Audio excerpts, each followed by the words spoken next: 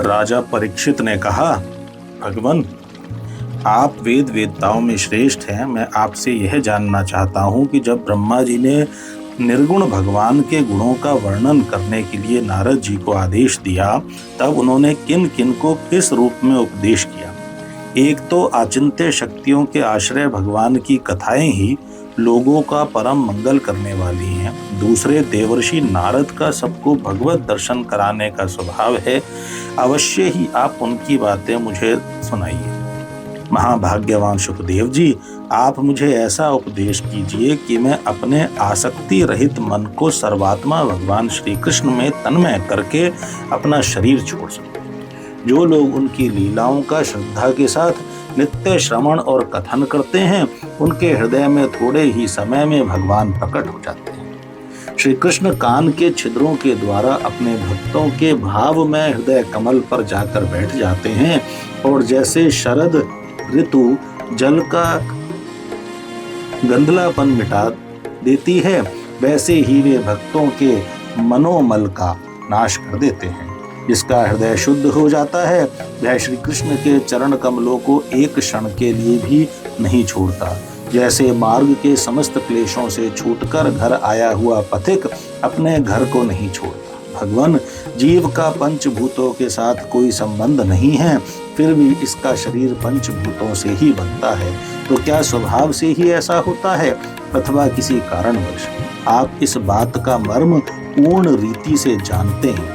आपने बतलाया कि भगवान की नाभि से वह कमल प्रकट हुआ जिसमें लोकों की रचना हुई। यह जीव अपने सीमित अवयवों से जैसे परिच्छिन्न है, वैसे ही आपने परमात्मा को भी सीमित अवयवों से परिच्छिन्न सा वर्णन किया। जिनकी कृपा से सर्वभूत में ब्रह्मा जी प्राणियों की सृष्टि करते हैं, जिनके नाभि कमल से पैदा होने पर भी जिनकी कृपा से ही ये उनके रूप का दर्शन कर सके थे, वे संसार की स्थिति, उत्पत्ति और प्रलय के हेतु सर्वांतरयामी और माया के स्वामी परम पुरुष परमात्मा अपनी माया का त्याग करके किसमें किस रूप से शयन करते हैं। पहले आपने बतलाया था कि विराट पुरुष के अंगों से लोक और लोकपालों की रचना हुई, और फिर यह भी बतलाया कि लोक और लोकपालों के रूप में उसके अंगों की कल्पना हुई। इन दोनों बातों का तात्पर्य क्या है? महाकल्प और उनके अंतर्गत अवान्तर कल्प कितने हैं? भूत, भविष्यत और वर्तमान काल का अनुमान किस प्रकार किया जाता है? क्या स्थूल देहाभिमानी जीवों की आयु भी बंधी हुई है? ब्राह्मण श्रेष्ठ, काल की सूक्ष्म गति, त्रुटि आदि और स्थूल गति, वर्ष आदि किस प्रकार से जानी जाती है? विविध कर्मों से जीवों की कितनी और कैसी गतियां होती हैं?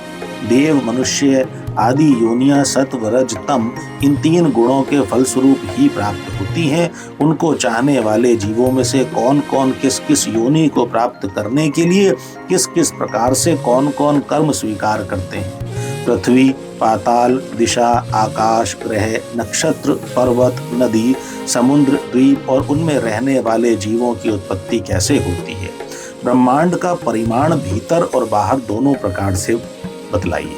साथ ही महापुरुषों के चरित्र, वर्णाश्रम के भेद और उनके धर्म का निरूपण कीजिए। युगों के भेद, उनके परिमाण और उनके अलग अलग धर्म तथा भगवान के विभिन्न अवतारों के परम आश्चर्यमय चरित्र भी बतलाइए। मनुष्यों के साधारण और विशेष धर्म कौन कौन से हैं? विभिन्न व्यवसाय वाले लोगों के, राजऋषियों के और विपत्ति में पड़े हुए लोगों के धर्म का भी उपदेश कीजिए। तत्वों की संख्या कितनी है? उनके स्वरूप और लक्षण क्या है? भगवान की आराधना की और अध्यात्म योग की विधि क्या है? योगेश्वरों को क्या क्या ऐश्वर्य प्राप्त होते हैं तथा अंत में उन्हें कौन सी गति मिलती है? योगियों का लिंग शरीर किस प्रकार भंग होता है? वेद, उपवेद, धर्मशास्त्र, इतिहास और पुराणों का स्वरूप एवं तात्पर्य क्या है? समस्त प्राणियों की उत्पत्ति, स्थिति और प्रलय कैसे होती है? बावली, कुआं खुदवाना आदि स्मार्त, यज्ञ, यागादि वैदिक एवं काम्य कर्मों की तथा अर्थ, धर्म, काम के साधनों की विधि क्या है? प्रलय के समय जो जीव प्रकृति में लीन रहते हैं, उनकी उत्पत्ति कैसे होती है? पाखंड की उत्पत्ति कैसे होती है, आत्मा के बंध मोक्ष का स्वरूप क्या है और वह अपने स्वरूप में किस प्रकार स्थित होता है। भगवान तो परम स्वतंत्र हैं, वे अपनी माया से किस प्रकार क्रीड़ा करते हैं और उसे छोड़कर साक्षी के समान उदासीन कैसे हो जाते हैं। भगवान, मैं यह सब आपसे पूछ रहा हूँ, मैं आपकी शरण में हूँ। महामुने, आप कृपा करके क्रमशः इनका तात्विक निरूपण कीजिए। इस विषय में आप स्वयंभू ब्रह्मा के समान परम प्रमाण हैं। दूसरे लोग तो अपनी पूर्व परंपरा से सुनी सुनाई बातों का ही अनुष्ठान करते हैं। ब्रह्मन, आप मेरी भूख प्यास की चिंता न करें।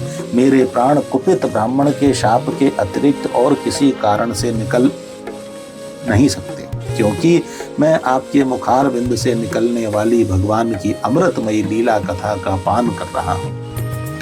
सूत जी कहते हैं, शौनक आदि ऋषियों जब राजा परीक्षित ने संतों की सभा में भगवान की लीला कथा सुनाने के लिए इस प्रकार प्रार्थना की, तब श्री सुखदेव जी को बड़ी प्रसन्नता हुई। उन्होंने उन्हें वही वेद तुल्य श्रीमद् भागवत महापुराण सुनाया, जो ब्राह्य कल्प के आरंभ में स्वयं भगवान ने ब्रह्मा जी को सुनाया था। पांडु वंश शिरोमणि परीक्षित ने उनसे जो जो प्रश्न किए थे, वे उन सब का उत्तर क्रमशः देने लगे।